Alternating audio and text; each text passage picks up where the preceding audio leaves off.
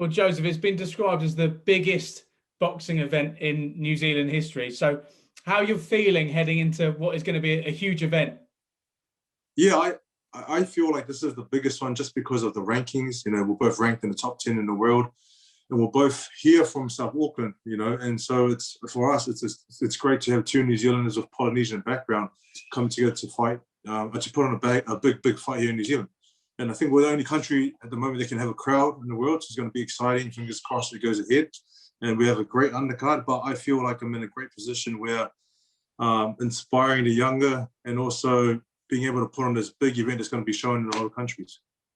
I think I'm right in saying there's going to be 7,000 or 8,000 there on Saturday night. At the moment, we're waiting for fans to be back in stadiums. Fingers crossed it will be mid-May, but that must be such a big boost to have those supporters there.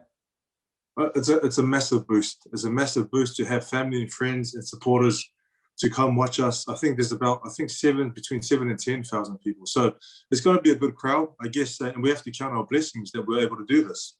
Like you mentioned, a lot of the world is on lockdown and there's no crowds allowed.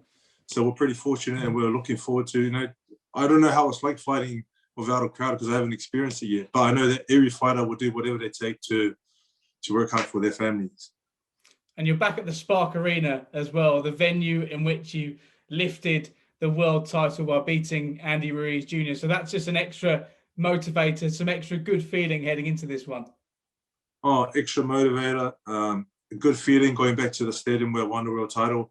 And it's a stadium that I have familiarity with. I'm quite familiar with the stadium because I fought there before.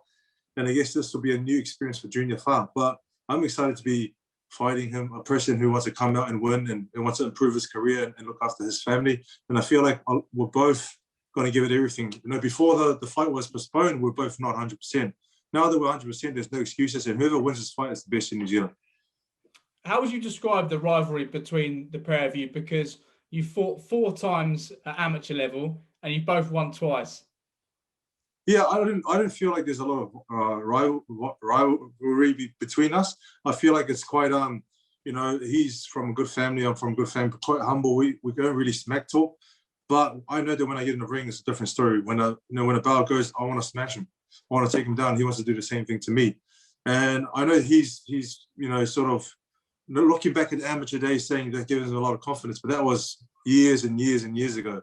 It's a different ball game altogether in a professional game, and also we've improved a lot as fighters since then. The winner will obviously be judged as the best heavyweight in New Zealand, but what else do you feel is at stake for the winner? I feel like the winners will be the best in New Zealand, but also that it just cements your legacy here in New Zealand. And I guess and not only is it going to see who the best in New Zealand, but it's going to improve our rankings. And the person that wins is going to go on towards their goal of fighting for the world title or getting closer to that goal. We know you so well at talkSPORT from the fights you've had against Dillon White and against Anthony Joshua, of course. How do you reflect on the years that have followed that? Have you been a bit frustrated by the inactivity at times? Listen, as a fighter, you want to be active and you want to keep busy. And a lot of things have popped up where, 2019 was a slow year for me. I had one fight. 2020, we're looking at turning that around and having more fights. Unfortunately, it changed with everyone's plans with COVID. So I had one fight the whole year off again. So this year, I think there's a clear pathway that Eddie Hearn has painted, and also David Higgins and Coach Kevin, that, coming out of this fight victorious, there's the likes of Derek Chisora. They come out of that victorious, and there's the likes of fighting Joyce and Usyk, the winner of that. So there is a clear pathway, and it looks like I want to keep busy this year. But first, I have to take care of the business. Otherwise, what's the point? And if we can look slightly ahead to that pathway, I saw Derek Chisora tweeted a picture earlier this month, unfinished business, Chisora against Parker. Is that something that really interests you? Of course, you were due to fight a couple of years ago and you couldn't because of reasons we all know.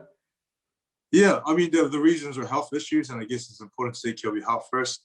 But it is unfinished business. It is some fight. There's a fight that I really wanted back then. There's a fight I still want now, but I don't want it just yet. I want the fight in front of me first. And after the 27th, when I'm victorious, then I want to talk about it on the 29th, because the 28th we're going to have a rest.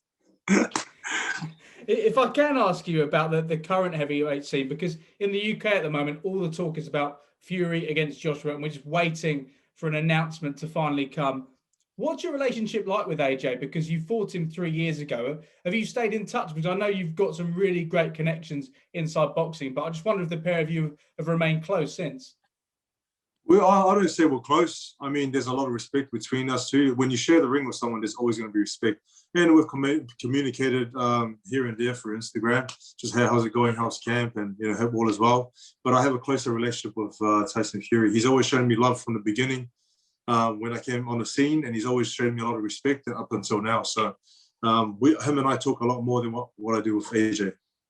How did that relationship start with Tyson? Was it when you fought Huey Fury the year before the AJ fight? It was before. I mean, I don't know if you remember the days of Periscope on Twitter, and it's like the live, and then obviously he'll go live and we'll go there and show support from Vegas and text him. And I think ever since then we just had a lot of respect for each other, and we showed him a lot of that we supported him. And then when I fought his cousin Huey, he was able to we're able to meet each other and start a great friendship, a great brotherhood. There's a really nice picture of yourself, Tyson, and Floyd Mayweather in Las Vegas a couple of years ago. What's the story behind that picture? That looks like it was a good night. When I the fight with Derek Chisora, when I had to be taken out of the fight with health issues from the doctor, Tyson called me up and said, "Hey, what are you up to? Come out for dinner." So I went out for dinner, and in Vegas, I've never seen anything like the restaurant sort of turned the music down and played the champ is here, the champ, and then Fury's walking by, and I'm walking behind him, yeah. And then anyways, he said to us that he had a table at a nightclub, and we went out and we saw Floyd and we're hanging out. And for us, it's just for me, it was just great to hang out and see how how he just goes out and has fun. He enjoys life, but he gets the work done. And that warmth you've got for Tyson, does that mean you just edge him when it comes to that fight, if and when it does happen against AJ? I feel like I'm a little biased. I feel like I give the edge to Fury just because of the relationship we have. But if I sort of stood back and sort of watched, I was still, if I wasn't involved in boxing, I would still think Fury, I don't know, just the weapons that he shows coming forward, be able to fight on the back foot. But then again, we got a great champion in Joshua. So good, it's a good fight, and I think everyone's excited to see it, and hopefully we just lock it in soon. I was at the O2 3 years ago to watch the fight against Dillon White, and I think if there was another 30 seconds left in that fight, then you probably have won it. It was an extraordinary fight, and for Dillon, his career's gone on since then, but then he suffered that massive setback against Alexander Povetkin. The rematch is next month. How much of a challenge is it for him to bounce back, and do you think he will bounce back in that rematch? I feel like he will bounce back, and I feel like with the first fight, of course, everyone says like he punched this and that, caught him at the right time, but it was a punch that he was sitting there, Povetkin was setting up. Before he even caught him with the punch, White was dominating and he was leading the fight, and he knocked him down a few times. So I feel like this fight he's a lot more focused. I mean, the first fight was a great fight. This fight will be a better fight, but I feel like he'll eventually come out on top. And the one other boxer I wanted to ask you about is Andy Ruiz Jr., who you beat 5 years ago. It's incredible to think it is 5 years ago. He looks like he's in good shape now. Do you still think he's one of those contenders? Do you still think he's right in the mix at the top of the division? I mean, it's been talked about the likes of Deontay Wilder taking him on this year. I feel like he is. And I feel like, as you say, he looks like he's in great shape. I feel like he's taken his training a lot more seriously now because he knows what he can do in the ring. And I guess it's just up to the person. It's up to the person, the effort that they put in, dedication. And I guess if he's putting it in now, he's going to be a force to reckon with in the division. And just finally, let's talk about your fight this weekend. What is your prediction? What is going to happen on Saturday night or Saturday morning for those of us waking up in the UK? I back myself 100% with any fight I go in with. And I know that I can do the damage. I know I've been conservative and defensive in my past fights or recent fights, but I know that if I go in there aggressive and let my hands go in for combinations, punches and bunches, I can do a lot of damage. And that's what I have to do. So I know I can say this and say that, but ultimately when I get in the ring, I have to show what I can do, and it's going to be very exciting.